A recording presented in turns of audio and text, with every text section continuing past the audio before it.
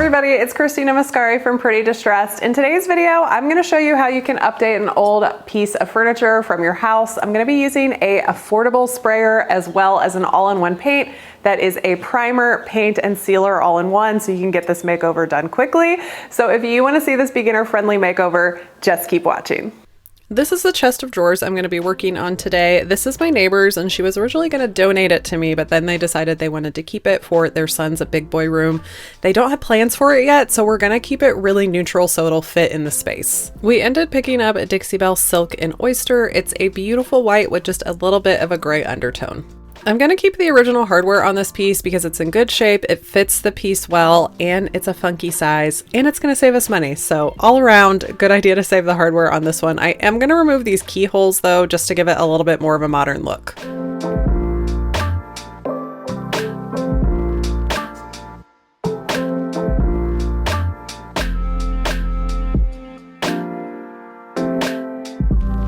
My goal is to make this makeover very beginner friendly for you. There's not a lot of steps because I'm using that all-in-one silk paint, but the first thing you always have to do when you are making over a piece is clean it really well. I'm using Dixie Belle White Lightning mixed up in a spray bottle and just scrubbing all that dirt and grime away. Rinsing is just as important as cleaning, so you want to take some clean water and get rid of all that soap residue.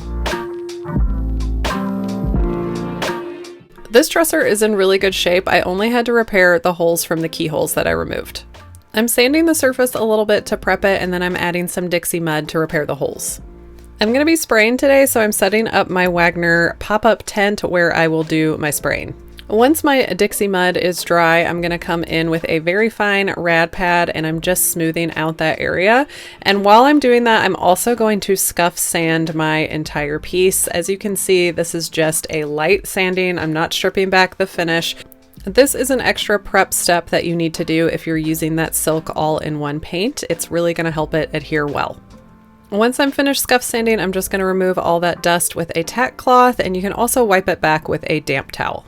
Since this dresser is nice and flat, I am not going to be removing the drawers to spray, so I'm just taping off an area inside to protect it from any overspray.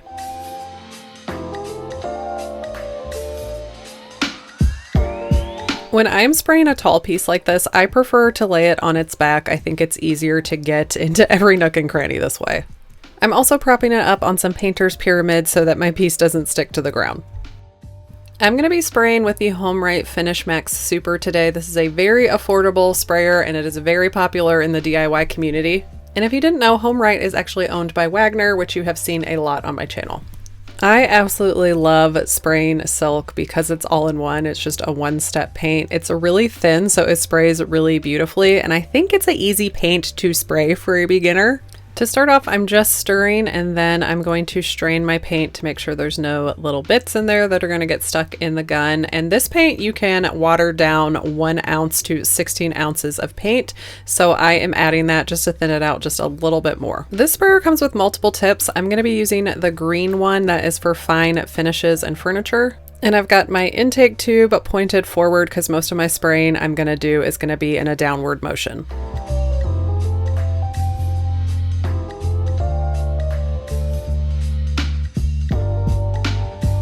The only adjustments you can make on this one is your flow level with this plus and minus button. To start out, I'm going to have it turned all the way down and I'm going to work my way up and see what works best for me.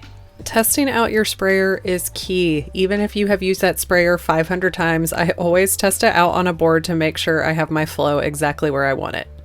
The sprayer is really light and easy to handle. You will need an extension cord because the cord it comes with is really short.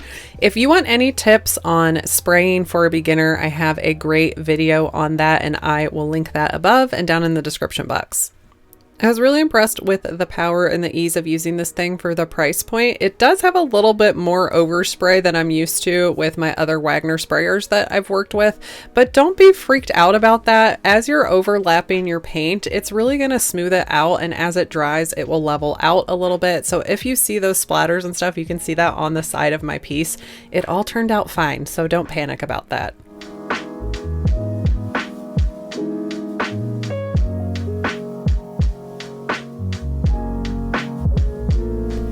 Okay, I'm going to zoom you in and give you a little bit more real-time spraying here. I think one of the most important things to remember when you're spraying is to start off your piece and stop off your piece. That's going to give you less splatter.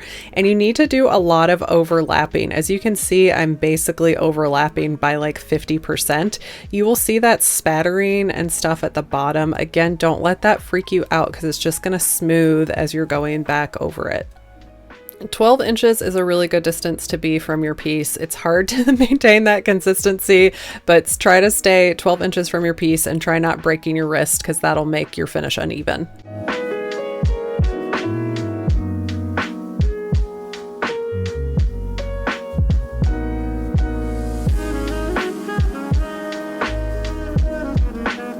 As I mentioned, silk is one of my favorite paints to spray because it's primer, paint, sealer all in one. And this has really good coverage when you spray it. This is such a light color, and typically I probably would have to do 3 coats if I was brushing this on, but with a sprayer, I only ended up doing 2. For the sides, I'm going to switch my nozzle into vertical mode, so this will just be pointing up and down as I spray this way.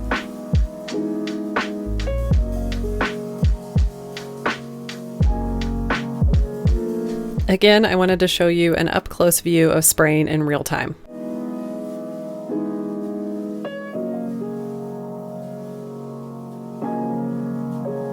I let this dry for about 2 hours and then I came in and buffed any imperfections with a super fine rad pad, and then I'm just dusting off the whole thing. There were lots of grass clippings on here because it was lawn mowing day in my neighborhood. 2 coats was enough coverage for this piece. I ended up using 24 ounces, which is a can and a half of silk. Okay, the part that everybody dreads. Now it's time to clean the gun. It actually is not that hard, and if you compare it to cleaning brushes, I think it's almost the same amount of time. So I'm just removing my can and unplugging it and squeezing back that trigger to remove any paint that's still in the gun portion, and then I'm pouring my remaining paint back into my canister. Then I'm going to add some hot soapy water to my canister since I'm using a water-based paint. I'm going to plug my gun back in and spray this through for a few seconds. Then I'm going to bring everything back inside, and anything that I can detach, like the canister and the nozzle and the intake tube, I'm going to clean those with some soapy water, and that comes with a really handy to use brush so you can get in those hard to reach areas. It also comes with this little wrench so that I can remove my green tip and clean inside of there. And in my opinion, the hardest part is cleaning this little canister and cleaning inside the needle as well. You cannot submerge this in water because it is attached to the motor. My other sprayers, you can remove that unit completely, so I do like that better about some of the other sprayers that I've tried, but it wasn't that hard. Then you just set everything up to dry, so I am going to clean up my paper and tear down my tent and make some final touches to my piece. I find it much easier to touch up the sides of the drawer with a sponge brush like this than taking out the drawers and completely having to tape them off. So you do what works best for you, but this is usually the way that I go.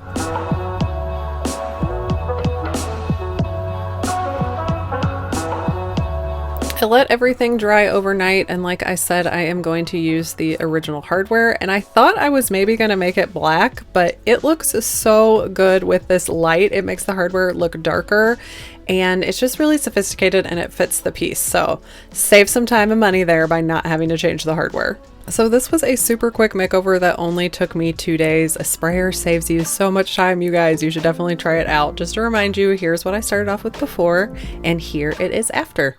Such a simple makeover, but what a big impact. And because this is a nice neutral piece, no matter what my friends decide doing in their son's room, it's gonna fit in perfectly.